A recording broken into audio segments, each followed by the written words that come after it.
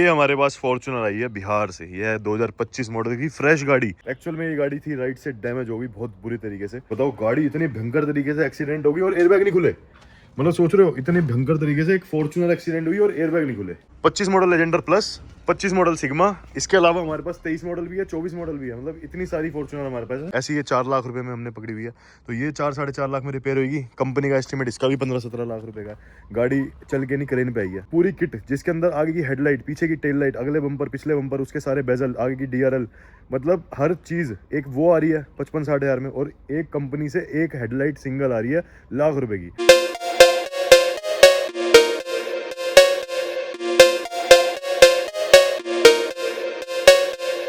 So hello guys, welcome back to my channel. It's your host D mechanic here. और भाई स्वागत है एक और बढ़िया से वीडियो में हमारे और व्लॉग में हमारे, और भाई हमारे गैरेज पे।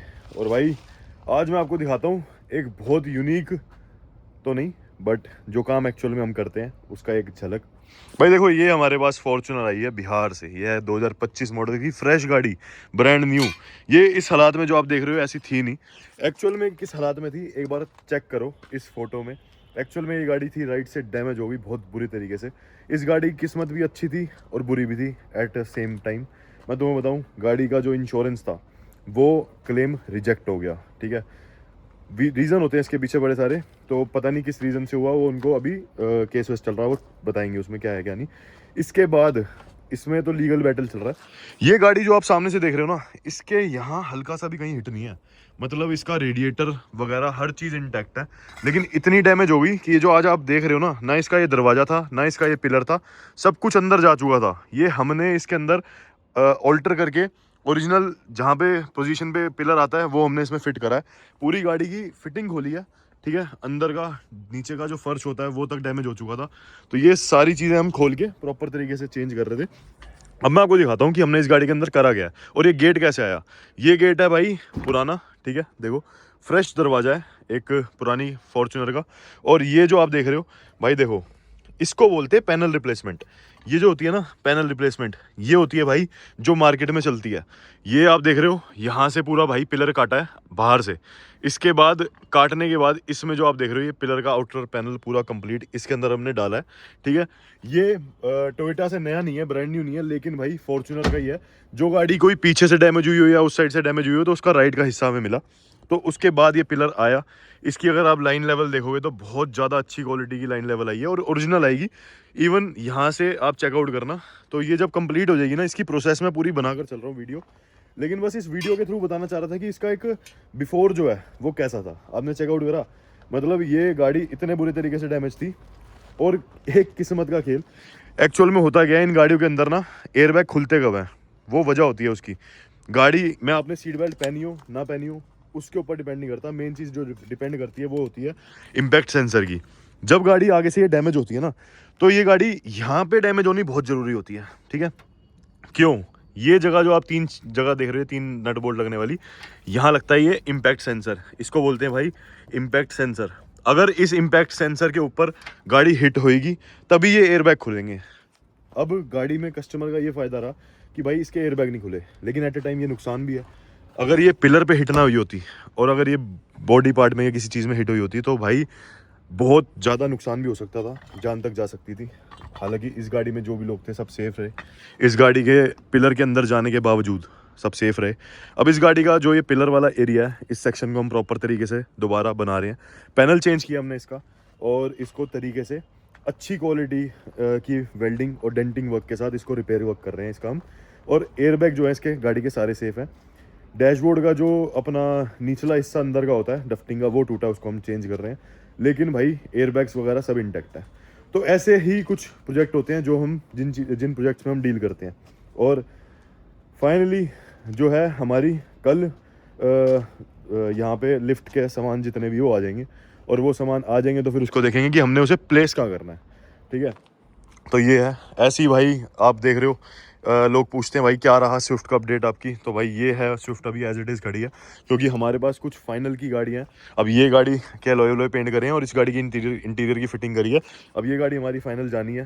तो एक एक करके हर गाड़ी पे वर्क कर रहे हैं। इससे पहले एक फॉर्च्यूनर थी, वो भेजी।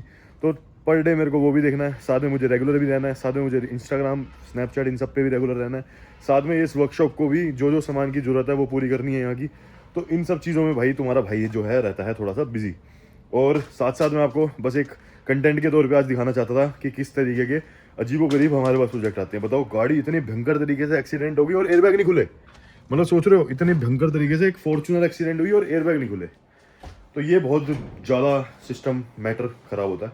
भाई सीएलए आया है वर्कशॉप पे, क्या हाल है? चाय भाई को बड़ी पसंद है। और भाई अभी मैं समोसे खाने बैठा था यहाँ, चौमिन वोमिन ये सब, क्योंकि भाई वर्कशॉप पे था, पूरा टाइम कुछ खा नहीं रखा था सुबह से।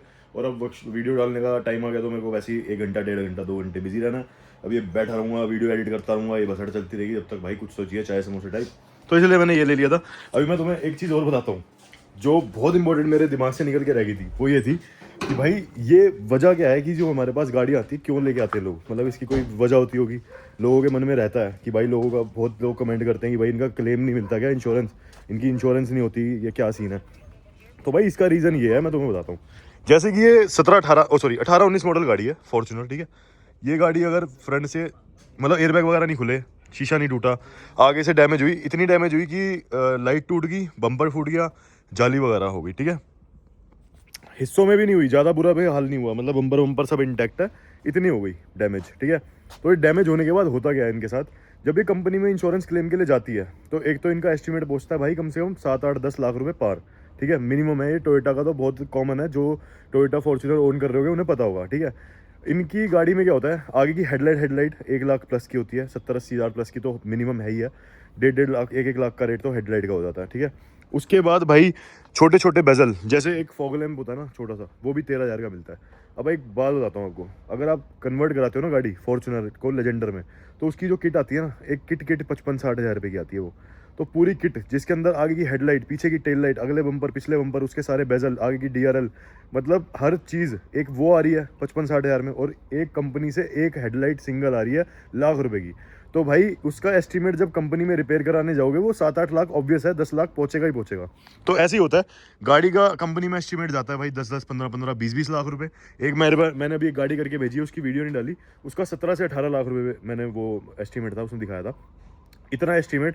तो कस्टमर ने बाहर मेरे पास भेजी गाड़ी, मैंने उनको 4.5 लाख रुपए में गाड़ी कन्वर्ट भी करके दी, PPF भी करके दी, मैंने उस गाड़ी को तरीके से रेडी करके दिया। तो ये होता है। अब ऐसी ये गाड़ी आती है, ऐसी ये 4 लाख रुपए में हमने पकड़ी हुई है, तो ये 4-4.5 लाख में रिपेयर होगी। कंपनी का एस्टीमेट इसका भी 15-17 लाख रुपए का है। गाड़ी चल के नहीं, क्रेन पे आई है, इस हालत में थी।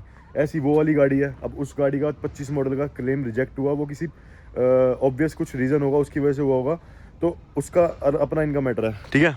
यहाँ पे ये खड़ी है नई 25 मॉडल फॉर्च्यूनर, ठीक है।